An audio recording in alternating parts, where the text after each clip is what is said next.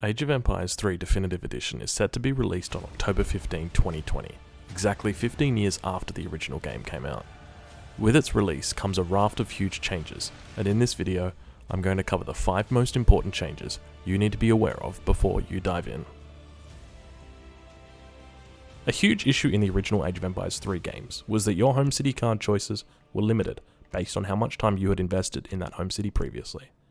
This meant that both the amount of cards in your deck and which cards you could have in that deck were affected. In the Definitive Edition, this has been rectified. Every single player from day one is given every single card, and can have the maximum amount of cards in their deck. This means there will be no cards locked at level 40 like in the original, and you won't have to wait until level 50 to have 25 cards in your deck.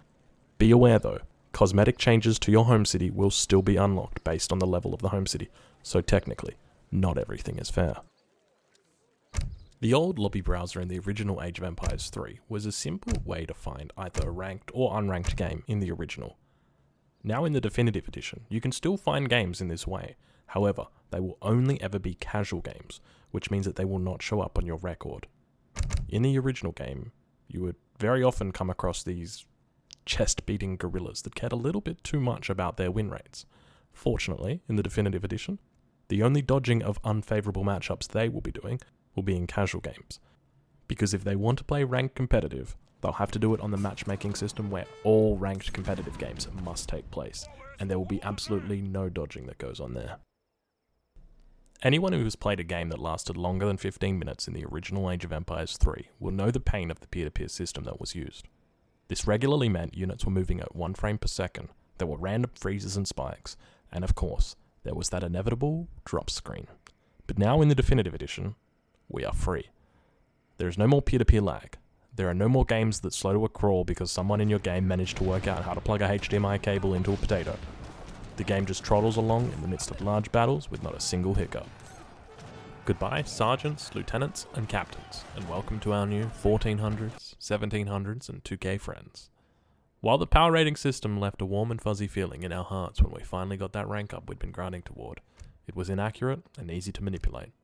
The rating system that's being used in the Definitive Edition is similar to the ELO rating system that was used on a popular fan site for the original game, and is the same rating system that is still used in chess today.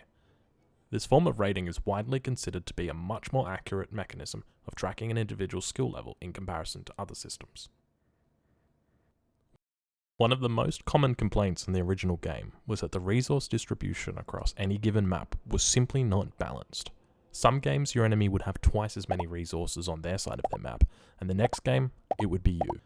This has now been fixed in the Definitive Edition, with updates to the maps from the original game, as well as new maps with a focus on competitive design elements. While I'm hesitant to believe it has been fixed completely, I'm looking forward to playing all my games with a starting coin mine and a starting hunt. I'm looking at you, Pampus. If you enjoyed this video and you'd like to see more content like it in the future, feel free to leave a like down below. I look forward to making many more videos like this in the future. I don't think so. You're all the way in Australia. Hey, I think I hear a dingo eating your baby. Yeah, well, ooh!